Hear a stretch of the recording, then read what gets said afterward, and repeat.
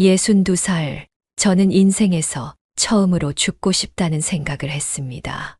믿고 재혼한 남편의 배신, 그리고 뒤늦게 찾아온 질병까지. 그건 제 인생에서 가장 잔인한 선물이었습니다.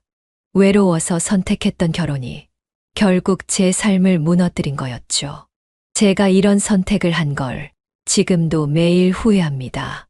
이 이야기를 들으시면 왜 황혼의 사랑이 더 조심스러워야 하는지, 그리고 다시 혼자가 된 지금 제가 무엇을 깨달았는지 알게 되실 겁니다. 오늘 제가 들려드릴 이야기는 황혼의 선택이 얼마나 조심스러워야 하는지를 보여주는 진짜 경험담입니다. 이 영상을 끝까지 시청하시면 어떻게 하면 인생의 후반전을 후회 없이 살아갈 수 있을지, 그리고 관계라는 것이 단순히 함께 있는 것, 그 이상임을 알게 되실 겁니다. 혹시 재혼을 고민 중이신가요? 혹은 지금 외로움 속에서 흔들리고 계신가요? 그렇다면 이 이야기가 분명 작지만 깊은 울림을 줄 수 있을 겁니다. 구독과 좋아요, 알림 설정을 눌러주시면 앞으로도 이런 삶의 지혜가 담긴 이야기들을 가장 먼저 만나보실 수 있습니다. 여러분의 응원 댓글 하나가 또 다른 누군가에게는 삶을 바꾸는 메시지가 될 수 있습니다. 그럼 지금부터 제 삶의 가장 깊고 아픈 진실을 털어놓겠습니다. 제 이름은 윤정화입니다. 올해 62세로 전남 여수에서 요양보호사로 일하며 홀로 살아가고 있었습니다. 첫 번째 남편과는 20년 전에 이혼을 했고, 그 후로는 줄곧 혼자 살면서 일에만 매진해 왔습니다. 요양원에서 어르신들을 돌보는 일이 제게는 천직이라고 생각했거든요. 남의 아픔을 보듬어주는 일이 저에게도 힐링이 되었으니까요. 그렇게 평범하게 살아가던 중 5년 전 우연한 기회에 정기환 씨를 만나게 되었습니다.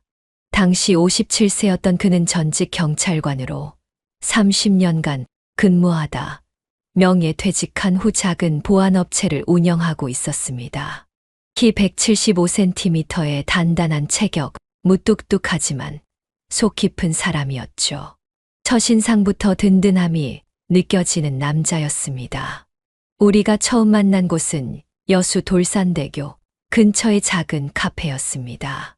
공통 지인의 소개로 만났는데 처음에는 서로 어색했지만 이야기를 나누다 보니 참 많은 공통점이 있었어요. 둘 다 첫 결혼에서 상처를 받았고 자식들은 각자 독립해서 살고 있었으며 무엇보다 외로움을 달래줄 동반자를 찾고 있었거든요. 기환 씨는 황혼의 나이라고는 믿을 수 없을 만큼 젊은 마음을 가지고 계셨어요. 경찰 출신답게 의젓하고 책임감이 강했으며 저를 한 명의 여성으로 존중해주는 모습이 참 인상적이었습니다. 첫 번째 남편은 제가 30대 때부터 저를 하녀처럼 대했는데 기환 씨는 달랐어요. 6개월간의 만남 끝에 우리는 재혼을 결정했습니다. 주변에서는 나이 들어서 무슨 결혼이냐며 반대하는 사람들도 있었지만 저희는 확신했어요. 서로를 의지하며 남은 인생을 함께 하겠다고 말이죠. 기환 씨가 정화야, 우리 이제 진짜 행복하게 살자. 라고 말했을 때 제 마음은 꽃밭처럼 따뜻해졌습니다. 결혼 후 우리는 순천 근교의 작은 전원주택으로 이사했습니다.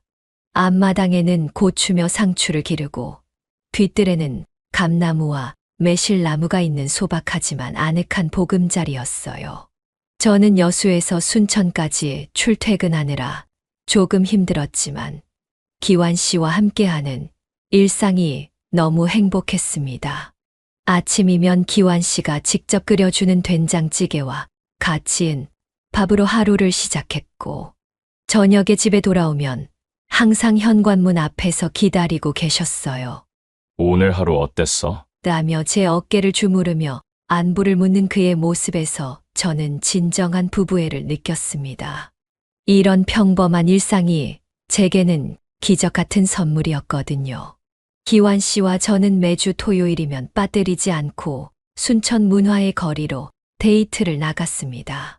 그곳에는 작은 갤러리들과 아기자기한 카페들이 즐비해서 나이 든 부부에게는 더없이 좋은 산책 코스였거든요. 기완 씨는 항상 제 손을 꼭 잡고 천천히 걸으며 정화야, 우리 이렇게 계속 늙어가자라고 말하곤 했습니다. 그런 평범하고 행복한 일상이 3년째 이어지고 있었어요. 기완 씨는 여전히 든든하고 조용한 남편이었습니다. 아침 일찍 일어나 마당 정리를 하고 제가 일 나가는 길에 조심히 다녀와 라며 손을 흔들어 배웅해 주는 모습이 참 다정했어요.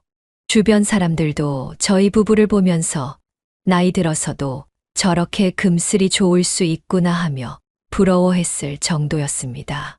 하지만 작년 가을 제 인생이 송두리째 흔들리는 사건이 일어났습니다. 그날은 평소와 다름없는 토요일 저녁이었어요. 기완 씨가 샤워를 하러 간 사이 거실 테이블 위에 놓인 그의 휴대폰이 진동을 울렸습니다. 평소 같았으면 그냥 지나쳤을 텐데 그날따라 왠지 모르게 화면을 보게 되었어요. 그 순간 제 심장이 얼어붙었습니다. 기완 오빠, 많이 사랑해요. 내일 출장길 조심히 다녀오세요. 발신자는 지혜라는 젊은 여성의 이름이었습니다. 제 손이 덜덜 떨리기 시작했어요. 숨이 막히고 머리가 하얘지는 느낌이었습니다. 5년간 쌓아온 신뢰가 한순간에 산산조각 나는 소리가 들리는 것 같았어요. 기완 씨는 저에게 내일 하루 종일 순천에서 보안업체 일로 바쁠 거라고 말했었거든요. 그런데 그게 출장이었다고요? 게다가 그 젊은 여자와 함께 가는 출장이라니. 제 다리에서 힘이 빠져 그 자리에 주저앉고 말았습니다. 욕실에서 나온 기완 씨가 제 표정을 보고는 깜짝 놀랐어요. 정화야, 왜 그래? 어디 아파? 라고 물었지만 저는 아무 말도 할 수 없었습니다. 그저 괜찮다고만 중얼거렸죠. 그날 밤 저는 한숨도 잘 수 없었어요. 옆에서 코를 고는 남편을 바라보며 이 모든 게 꿈이었으면 좋겠다고 간절히 바랐습니다. 다음 날 아침 기완 씨는 평소보다 일찍 나가면서 오늘 늦을 것 같으니까 걱정하지 마라고 말했어요. 그 말이 제 가슴을 더욱 아프게 했습니다. 저는 하루 종일 집에서 멍하니 앉아 있었어요. 일도 손에 잡히지 않고 밥맛도 없고 그저 시간만 흘러가기를 기다렸습니다. 저녁 늦게 돌아온 기완 씨는 언제나처럼 오늘 하루 어땠어? 라고 물었지만 제 대답은 전과 달랐어요. 그의 얼굴을 제대로 쳐다볼 수도 없었고 억지로 미소를 지으려 해도 입꼬리가 올라가지 않았습니다. 3년 넘게 함께 살아온 남편이 이렇게 낯설게 느껴진 적은 처음이었어요. 그 후로 저는 기완 씨의 작은 행동 하나하나가 의심스러워지기 시작했습니다. 전화가 오면 베란다로 나가서 받고 평소보다 늦게 들어오는 날이 잦아지고 무엇보다 제 눈을 제대로 마주치지 않으려 하는 것 같았어요. 알면서도 모르는 척해야 하는 그 고통이 얼마나 큰지 경험해보지 않은 분들은 모르실 거예요. 그 충격적인 문자를 본 후 저는 며칠 동안 평정심을 되찾으려 애썼습니다. 혹시 제가 오해한 건 아닐까? 단순한 동료나 지인일 수도 있지 않을까 하는 희망적인 생각을 해보려 했어요. 하지만 마음 한구석에서는 불안감이 계속 커져만 갔습니다. 일주일 후 기완 씨가 또다시 출장을 간다고 했을 때 저는 더 이상 참을 수 없었어요. 진실을 알아야겠다는 생각이 들었습니다. 기완 씨가 나간 후 저는 그의 서재를 들여다보기로 결심했어요. 평소에는 절대 남편의 사적인 공간을 뒤지지 않았는데 그날만큼은 달랐습니다. 서재 책상 서랍을 열어보니 각종 영수증들이 정리되어 있었어요. 처음에는 별 생각 없이 훑어보다가 한 장의 영수증에 눈이 멈췄습니다. 백화점 명품관에서 결제된 285만 원짜리 핸드백 구매 내역이었거든요. 제 심장이 쿵쾅거리기 시작했어요. 이게 뭐지? 나한테 이런 선물 해준 적 없는데. 더 뒤져보니 충격적인 것들이 줄줄이 나왔습니다. 루이비통 지갑 120만 원, 샤넬 향수 세트 95만 원, 그리고 제가 한 번도 가본 적 없는 호텔 레스토랑에서의 식사 영수증들. 한 번에 15만 원, 20만 원씩 결제한 내역들이 수두룩했어요. 저와 기완 씨는 평소 외식을 해도 1만 원 남짓한 분식집이나 백반집에 가곤 했거든요. 결혼 기념일이나 제 생일에도 우리 나이에 뭘 그렇게 사치스럽게 살아. 라며 소박하게 지냈던 남편이었습니다.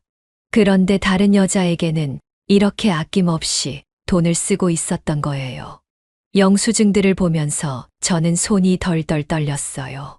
한 장 한 장 넘길 때마다 제 가슴에는 비수가 꽂히는 것 같았습니다. 날짜를 보니 제가 문자를 발견하기 훨씬 전부터 벌써 1년 넘게 이런 일들이 계속되고 있었던 거예요. 가장 충격적이었던 건 고급 모텔 숙박비 영수증이었어요.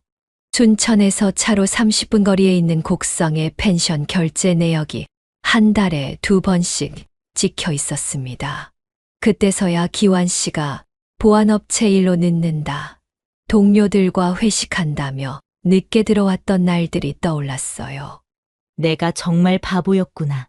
그 순간 지난 1년간의 기억들이 파노라마처럼 스쳐 지나갔습니다. 기완 씨가 평소보다 늦게 들어왔을 때, 샤워를 더 자주 했을 때, 휴대폰을 더 조심스럽게 다뤘을 때, 모든 것들이 이제야 이해가 되었어요. 제가 요양원에서 밤 근무를 할 때면 혼자 있기 심심하다며 친구들과 어울린다고 했던 그 시간들도 사실은 지혜라는 여자와 함께했던 거였겠죠. 5년 동안 저는 정말 아무것도 모르고 살아왔던 겁니다. 서재 바닥에 주저앉아 한참을 울었어요. 분노보다는 허무함이 더 컸습니다. 이 모든 시간이 거짓이었다는 생각에 정말 허탈했어요. 제가 행복하다고 믿고 살았던 지난 몇 년이 사실은 모래 위에 지은 성이었던 거죠. 영수증들을 다시 정리하면서 저는 깨달았습니다. 기완 씨는 저를 사랑한 적이 없었구나. 아니, 적어도 진심으로 사랑했다면 이렇게 다른 여자에게 마음을 줄 수는 없었을 테니까요.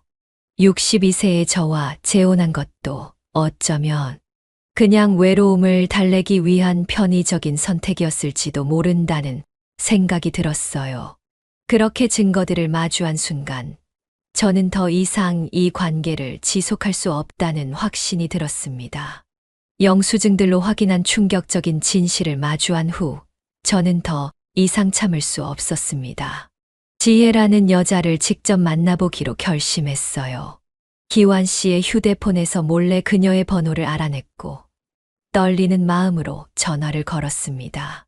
안녕하세요, 지혜 씨. 저는 정기환 씨의 아내 윤정화입니다. 잠시 만나서 얘기할 수 있을까요? 전화 너머로 잠시 침묵이 흘렀지만 놀랍게도 지혜는 만남을 거부하지 않았어요. 춘천역 근처 조용한 카페에서 만나기로 약속을 잡았습니다. 약속 당일 저는 평소보다 더 단정하게 옷을 입고 나갔습니다. 마지막 자존심만이라도 지키고 싶었거든요. 하지만 거울 속 제 모습은 이미 지쳐 보였어요. 밤잠을 설쳐서 생긴 다크서클과 스트레스로 인해 급격히 늘어난 주름들이 제 나이를 더욱 부각시켰습니다. 카페에 도착해서 지혜를 처음 봤을 때 저는 말 그대로 충격을 받았어요. 그녀는 제가 상상했던 것보다 훨씬 젊고 아름다웠습니다. 20대 후반 정도로 보이는 그녀는 긴 생머리에 단정한 원피스를 입고 있었고 화장도 자연스럽게 해서 정말 예뻤어요. 안녕하세요. 윤정화 선생님. 만나서 반갑습니다. 지혜의 목소리는 맑고 상냥했습니다. 이런 목소리에 기완 씨가 반했을 거라는 생각이 들면서도 한편으로는 제가 얼마나 초라한지 실감이 났어요. 지혜 씨, 제가 왜 만나자고 했는지 알고 계시죠? 네, 짐작이 됩니다. 기완 오빠와 저희 관계에 대해서 말씀하시려는 거겠죠? 지혜는 예상 외로 담담했습니다. 죄책감이나 당황한 기색이 전혀 보이지 않았어요. 오히려 제가 더 긴장하고 있는 것 같았습니다. 지혜 씨, 솔직히 말씀드릴게요. 기완 씨는 제 남편이에요.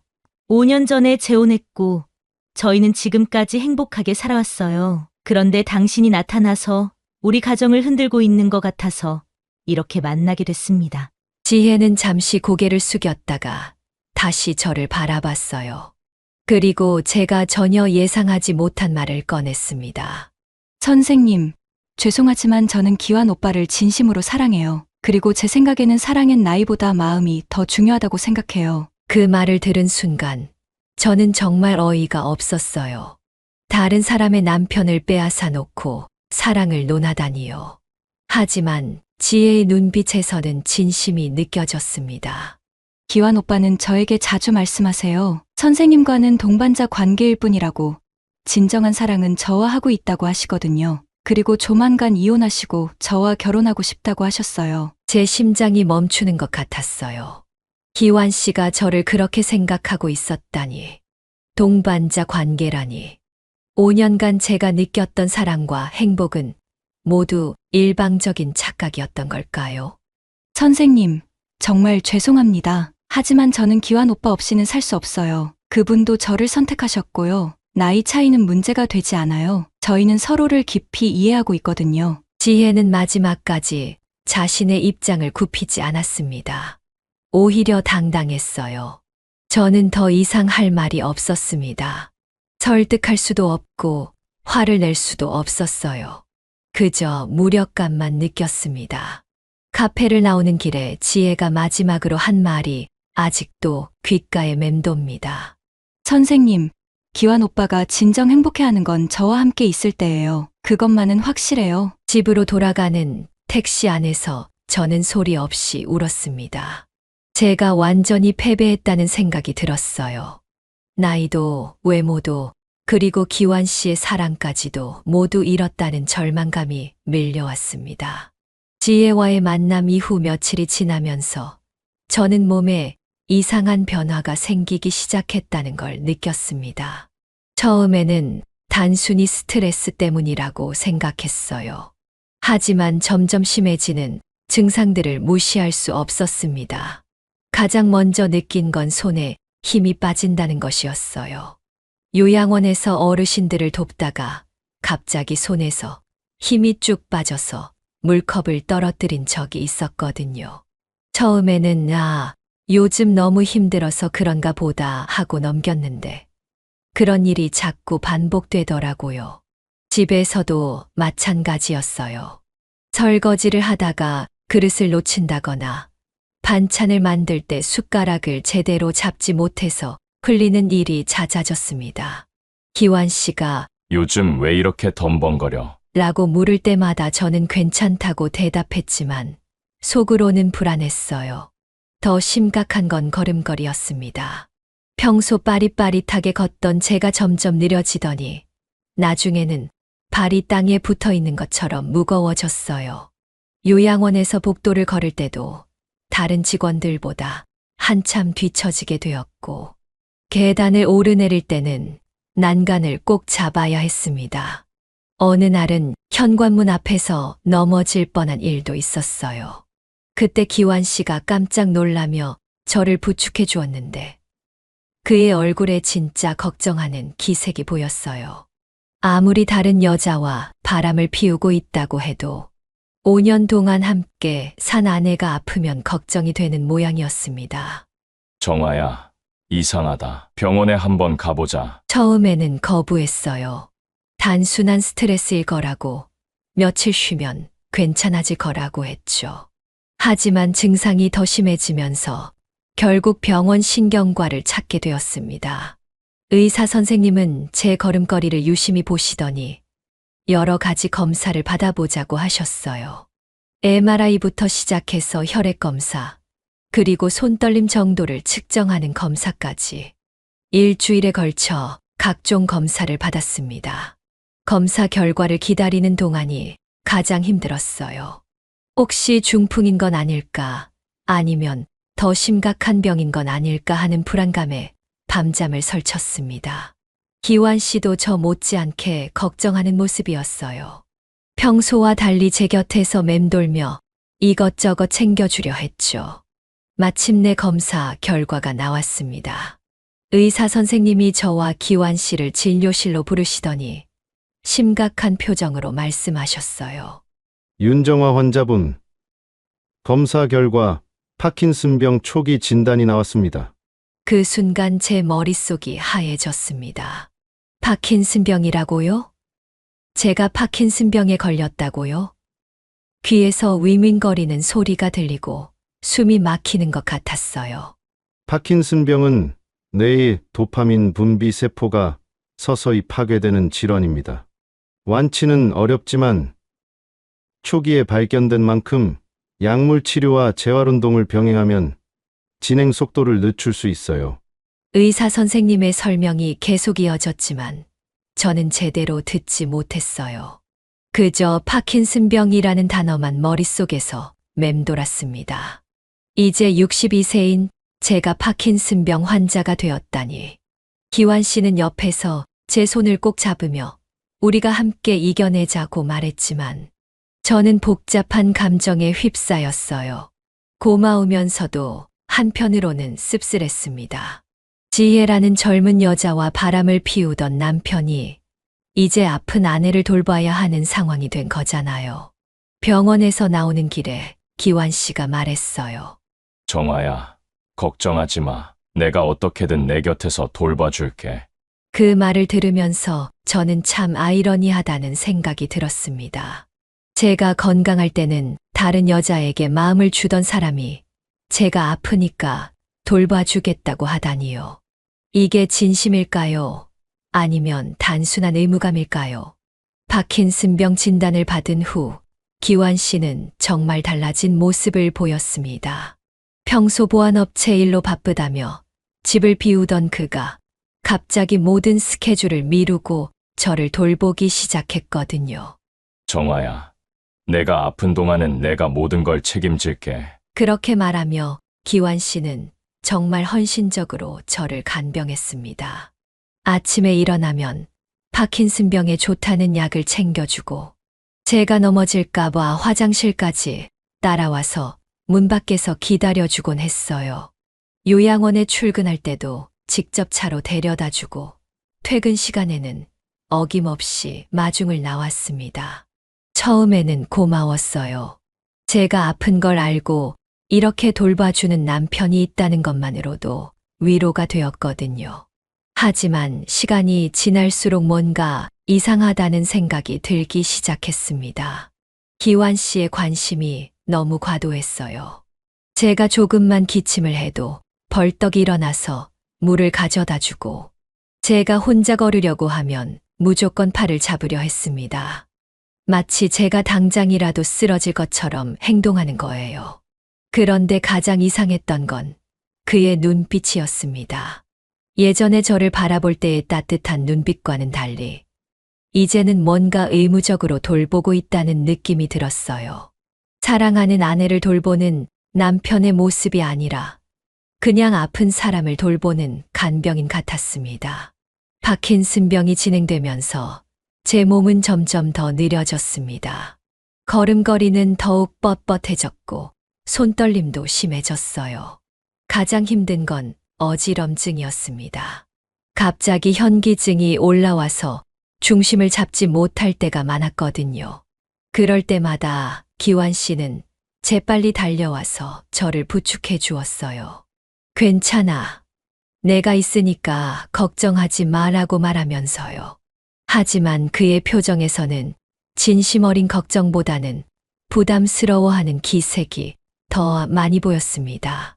어느 날 제가 현기증으로 쓰러질 뻔했을 때 기완 씨가 중얼거린 말이 아직도 기억에 남아요. 언제까지 이렇게 살아야 하나? 그 말을 들었을 때 정말 가슴이 아팠어요.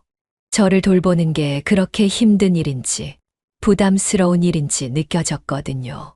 그 순간 깨달았습니다. 기완 씨가 저를 돌보는 건 사랑 때문이 아니라 단순한 의무감 때문이구나. 밤에 잠자리에 들 때도 마찬가지였어요. 예전에는 서로 안고 자곤 했는데 이제는 기완 씨가 제 몸을 피하려고 하는 것 같았어요. 제가 파킨슨병에 걸렸다고 해서 전염되는 건 아닌데도 왠지 모르게 거리를 두려고 하더라고요. 가장 의심스러웠던 건 전화 통화였습니다. 예전처럼 베란다로 나가서 받는 일이 여전히 계속되었거든요. 제가 아픈 동안에도 그 습관은 바뀌지 않았어요. 그럴 때마다 저는 혹시 아직도 지혜와 연락하고 있는 건 아닐까 하는 의심이 들었습니다. 어느 날 저녁 제가 어지럼증으로 침대에 누워 있을 때 기완 씨가 또 베란다로 나가서 전화를 받더라고요. 목소리가 평소보다 작았지만 듣고 보니 분명히 여자와 통화하고 있었어요. 지금은 정말 어려운 시기야. 조금만 더 기다려줘. 그 말을 들었을 때 제 가슴이 철렁 내려앉았습니다. 설마 아직도 지혜와 연락하고 있는 건 아니겠지요? 제가 이렇게 아픈 상황에서도 그날 밤 저는 한숨도 잘 수 없었습니다. 과연 기완 씨가 저를 진심으로 돌보고 있는 건지 아니면 그냥 의무감에서 하는 건지 확신이 서지 않았어요. 그리고 무엇보다 지혜와의 관계가 정말 끝난 건지 의심스러웠습니다. 기완 씨의 진심을 의심하며 지내던 어느 화요일 아침이었습니다. 그날따라 기완 씨가 부산으로 급한 일이 생겼다며 서둘러 나가더라고요. 평소 같으면 노트북까지 챙겨서 나가는데 그날은 너무 급했던지 거실 테이블에 그대로 두고 갔어요. 저는 혼자 집에 남아서 재활 운동을 하고 있었는데 갑자기 현기증이 심하게 올라왔습니다. 소파에 기대어 쉬면서 물을 마시려고 하는데 노트북 화면이 켜져 있는 게 보였어요. 평소 기완 씨는 노트북을 절대 열어둔 채로 두지 않는 사람이었거든요. 처음에는 그냥 지나치려 했어요. 남편의 사생활까지 들여다보고 싶지 않았거든요. 하지만 화면에 떠 있는 PC 카카오톡 창이 제 눈에 들어왔습니다. 지혜라는 이름의 대화창이 열려 있었어요. 그 순간 가슴이 쿵 하고 내려앉았습니다. 손이 떨렸지만 저는 결국 노트북 앞에 앉았습니다. 그리고 그곳에서 본 카톡 내용은 제가 상상했던 것보다 훨씬 더 충격적이었어요. 지혜가 보낸 메시지였습니다. 오빠, 언제까지 이렇게 기다려야 하나요? 아내분이 아프신 건 안타깝지만 우리도 인생이 있잖아요. 제가 너무 이기적인 건가요? 그리고 기완 씨의 답장이 있었어요. 조금만 더 참자. 지혜야, 지금 정화가 너무 약해서 충격을 주기 어려운 상황이야. 파킨슨병 때문에 정신적으로도 많이 힘들어하고 있어. 제 눈에서 눈물이 왈칵 쏟아졌습니다. 그 다음 문장이 더 가슴 아팠어요. 하지만 약속은 지킬게. 정화 상태가 조금 안정되면 그때 이혼 얘기를 꺼낼 거야. 너와 함께할 미래를 포기할 생각은 없어. 사랑해. 카톡 대화를 더 읽어보니 이런 대화가 몇 달째 계속되고 있었던 거예요. 제가 파킨슨병 진단을 받은 이후에도 그들은 꾸준히 연락을 주고받고 있었고 심지어 만나기도 했던 모양이었습니다. 특히 충격적이었던 건 지난주 일요일자 대화였어요. 그날 기완 씨가 친구들과 낚시 간다며 하루 종일 집을 비웠는데 실제로는 지혜와 여수 바닷가에 드라이브를 갔던 거였어요. 어제 바다에서 보낸 시간이 너무 행복했어요. 오빠 손을 잡고 걸었던 해변이 자꾸 생각나네요. 빨리 우리만의 시간이 많아졌으면 좋겠어요. 그 메시지를 보는 순간 저는 정말 화가 치밀어 올랐습니다. 제가 집에서 혼자 어지럼증과 손떨림으로 고생하고 있을 때 기완 씨는 젊은 여자와 바닷가에서 달콤한 시간을 보내고 있었던 거예요. 더 읽어보니 기완 씨가 지혜에게 보낸 메시지도 있었어요. 정화를 돌보는 게 생각보다 힘들어. 하지만 너와의 약속을 지키기 위해서 견디고 있어. 조금만 더 기다려주면 우리가 당당하게 함께할 수 있을 거야. 제 존재가 그에게는 그저 견뎌야 할 대상이었던 거예요. 사랑하는 아내가 아니라 빨리 처리해야 할 짐짝 같은 존재였던 거죠. 가장 가슴 아팠던 건 이 문장이었어요. 정화가 파킨슨병에 걸린 건 안타깝지만 어떻게 보면 우리에게는 기회가 될 수도 있어. 이혼 사유가 명확해졌으니까. 제 병을 이혼의 기회로 생각하고 있었다니 정말 믿을 수 없었습니다. 제가 아픈 걸 이용해서 떳떳하게 이혼하려고 했던 거예요. 노트북 앞에서 한참을 울었습니다. 그동안 기완 씨가 저를 돌봐준 것도 다정하게 대해준 것도 모두 거짓이었던 거예요.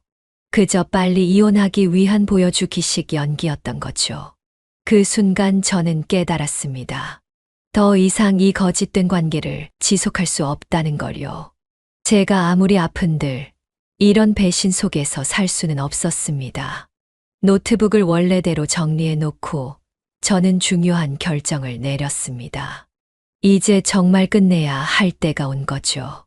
PC 카톡에서 본 충격적인 내용들을 확인한 후 저는 더 이상 망설일 이유가 없다고 생각했습니다.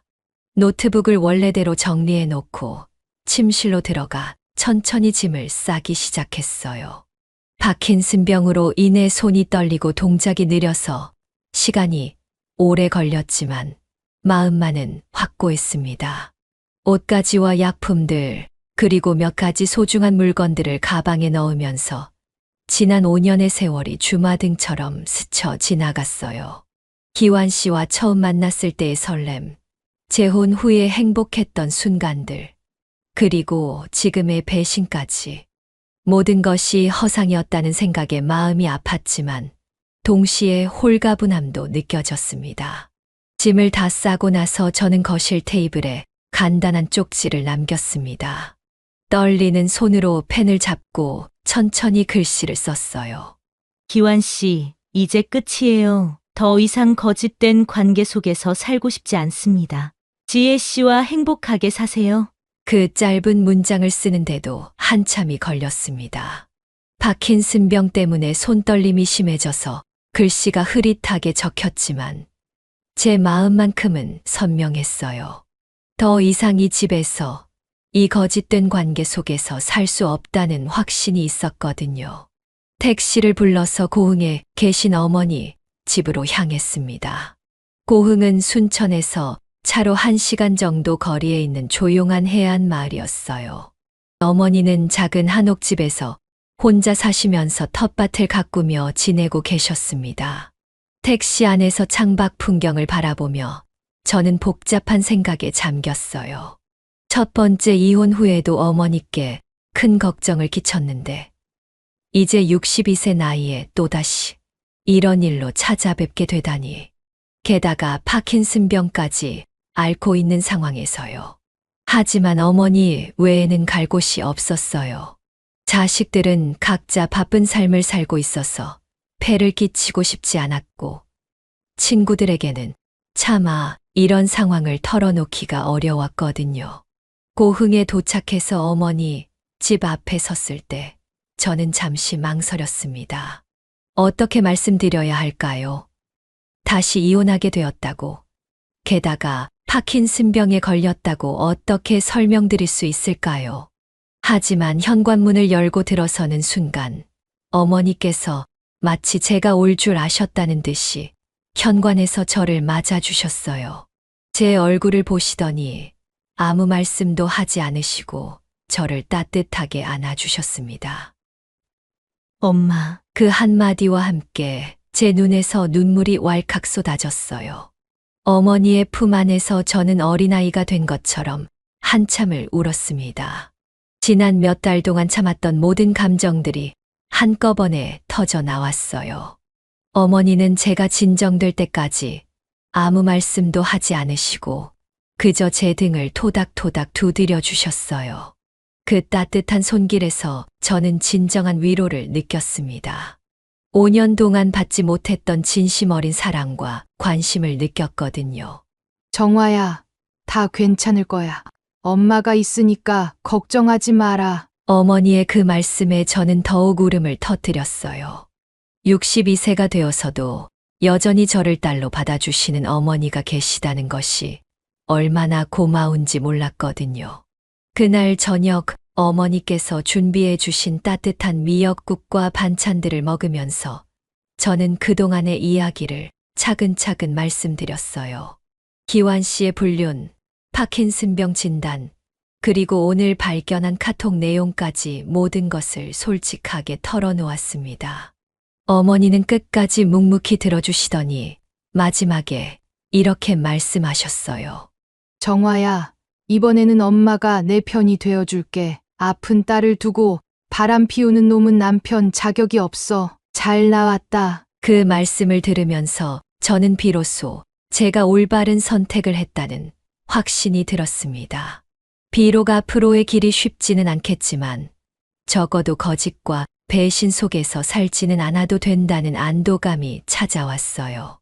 어머니 집에서 며칠을 지낸 후 저는 앞으로의 계획을 세우기 시작했습니다.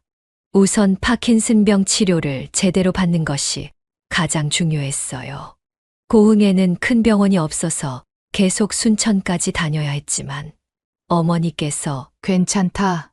내가 같이 다녀줄게. 라고 말씀해 주셨어요. 일주일에 2번씩 순천대학교 병원 신경과에 다니면서 약물 치료를 받기 시작했습니다. 의사 선생님께서는 파킨슨병이 초기 단계라서 꾸준히 치료받으면 진행 속도를 많이 늦출 수 있다고 희망적인 말씀을 해주셨어요. 무엇보다 스트레스를 줄이는 것이 중요하다고 하시더라고요. 스트레스가 파킨슨병에는 가장 좋지 않은 요소입니다. 마음의 평안을 찾는 것이 치료에 큰 도움이 될 거예요. 의사 선생님의 말씀을 듣고 보니 기완 씨와 헤어진 것이 제 건강에는 오히려 도움이 되었을지도 모른다는 생각이 들었어요. 더 이상 거짓된 관계에서 받는 스트레스는 없어졌으니까요. 재활치료도 본격적으로 시작했습니다. 물리치료사 선생님과 함께 걷기 연습부터 시작해서 손가락 운동, 발음 연습까지 다양한 재활 프로그램에 참여했어요. 처음에는 몸이 말을 듣지 않아서 답답했지만 점점 나아지는 모습을 보면서 희망을 갖게 되었습니다. 특히 도움이 된 것은 파킨슨병 환우회에 참여한 것이었어요. 저처럼 파킨슨병을 앓고 있는 분들과 만나면서 서로의 경험을 나누고 격려하는 시간이 정말 소중했습니다. 저보다 먼저 이 병을 앓으신 분들이 천천히 하면 된다며 용기를 주셨어요. 환우회에서 만난 김순자 선생님은 파킨슨병을 앓은 지 10년이 넘었는데도 밝고 긍정적으로 사시는 모습이 인상적이었어요. 병과 함께 살아가는 법을 배우면 된다고 말씀하시며 항상 웃음을 잃지 않으셨거든요. 고흥에서의 생활도 점점 안정되어 갔습니다. 어머니와 함께 작은 텃밭을 가꾸며 상추와 배추를 키우고 바닷가, 산책로를 천천히 걸으면서 마음의 평화를 찾아갔어요. 파킨슨병 때문에 걸음이 느리긴 했지만 서두를 필요도 없고 누구 눈치를 볼 필요도 없어서 오히려 편안했습니다. 무엇보다 변한 건 제 마음가짐이었어요. 더 이상 누군가를 위해 가면을 쓰고 살 필요가 없어졌으니까요. 기완 씨와 살 때는 항상 좋은 아내가 되려고 노력했고 그의 눈치를 보며 살았는데 이제는 저 자신을 위해 살 수 있게 되었어요. 한 달이 지날 무렵 저는 작은 결심을 했습니다. 예전에 하던 요양보호사 일을 다시 시작해보자는 거였어요. 물론 파킨슨병 때문에 예전만큼 활발하게 일할 수는 없겠지만 제 경험을 살려서 다른 어르신들을 돕고 싶었거든요.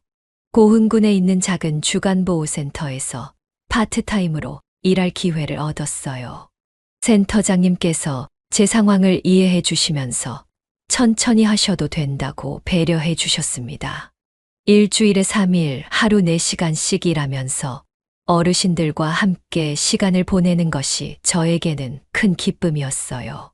어르신들 중에는 저보다 더 심한 병을 앓고 계신 분들도 많았어요. 그분들을 돌보면서 저는 제가 얼마나 많은 것을 가지고 있는지 깨달았습니다. 건강한 어머니, 평화로운 일상, 그리고 무엇보다 거짓 없는 진실한 삶을 살 수 있다는 것 말이에요.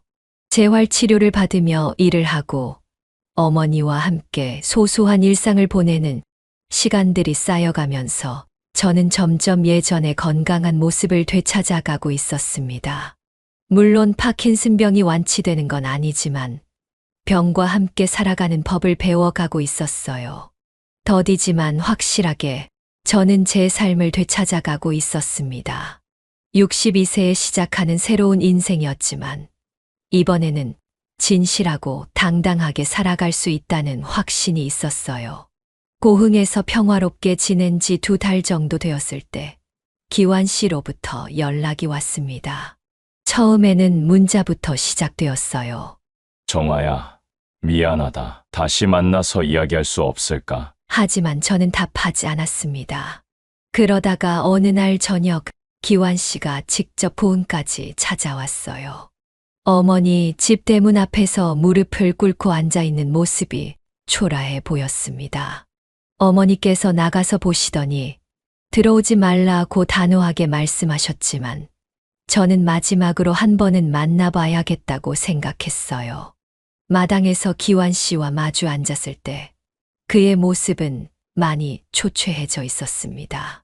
수염도 제대로 깎지 않았고 옷차림도 평소와 달리 단정하지 못했어요. 그는 저를 보자마자 눈물을 흘리며 사과하기 시작했습니다. 정화야, 정말 미안해. 내가 미쳤었나 봐. 내가 아픈데도 그런 짓을 했다니. 제발 용서해줘. 다시 시작하자. 하지만 저는 더 이상 그의 말에 흔들리지 않았어요. 2달 동안 혼자 생각할 시간이 충분했거든요. 그리고 무엇보다 제가 얼마나 평화롭게 살 수 있는지 깨달았으니까요. 기완 씨, 이제 와서 무슨 소용이에요? 제가 가장 힘들고 아플 때 저를 배신했잖아요. 아픈 나를 두고도 거짓을 택한 사람과는 이제 정말 끝이에요. 제 단호한 말에 기완 씨는 더욱 간절하게 애원했습니다. 지혜와는 완전히 끝냈다고, 다시는 그런 일 없을 거라고 맹세했어요. 하지만 저는 이미 마음을 정했습니다. 늦었어요. 이미 저는 당신 없이도 잘 살 수 있다는 걸 알았거든요. 그날 기완 씨는 밤늦게까지 설득하려 했지만 저는 끝까지 거부했습니다. 결국 그는 돌아갔고 저는 본격적으로 이혼 절차를 진행하기로 결심했어요. 이번에는 제대로 된 변호사를 선임했습니다. 춘천에서 유명한 가정 전문 변호사님을 찾아가서 제 상황을 자세히 설명했어요. 기완 씨의 불륜 증거들, PC 카톡 내용, 그리고 제가 파킨슨병 환자라는 의료 기록까지 모든 자료를 준비했습니다. 변호사님께서는 이 정도면 충분히 유리한 조건으로 이혼할 수 있습니다. 라고 말씀하셨어요. 특히 제가 파킨슨병 환자인 상황에서 남편이 불륜을 저질렀다는 것은 도덕적으로나 법적으로나 매우 불리한 요소라고 하셨거든요. 이혼 조정 과정에서 기완 씨는 계속 합의를 원했지만 저는 철저하게 제 권리를 주장했습니다. 재산 분할은 물론이고 정신적 피해에 대한 위자료도 요구했어요. 변호사님께서 이런 경우에는 당당하게 요구하는 게 맞다고 조언해 주셨거든요. 그런데 이혼 절차가 진행되는 중에 더욱 충격적인 사실을 알게 되었어요. 지혜라는 여자가 기완 씨와 헤어진 이유가, 알고 보니 지혜는 처음부터 기완 씨의 경제적 능력 때문에 접근했던 거였습니다. 이혼으로 기완 씨의 재산이 반으로 줄어들고 위자료까지 지급해야 하는 상황이 되자 그녀는 갑자기 연락을 끊어버린 거죠. 기완 씨는 저를 잃고 지혜마저 떠나자 완전히 절망에 빠졌다고 들었어요. 친구를 통해 전해 들은 바로는 술에 의존하며 비참하게 지내고 있다더군요. 그 순간 저는 묘한 기분이 들었어요. 복수가 이뤄진 것 같기도 하고 한편으로는 허무하기도 했거든요. 결국 몇 달간의 법적 절차를 거쳐서 이혼이 성사되었습니다. 순천의 전원주택은 매각해서 반으로 나누기로 했고, 기완 씨의 퇴직금 일부와 함께 상당한 금액의 위자료를 받을 수 있었어요. 그 돈으로 고흥에 작은 집을 마련하고, 나머지는 파킨슨병 치료비와 생활비로 사용하기로 했습니다. 이혼이 확정된 날, 저는 마음이 후련했습니다.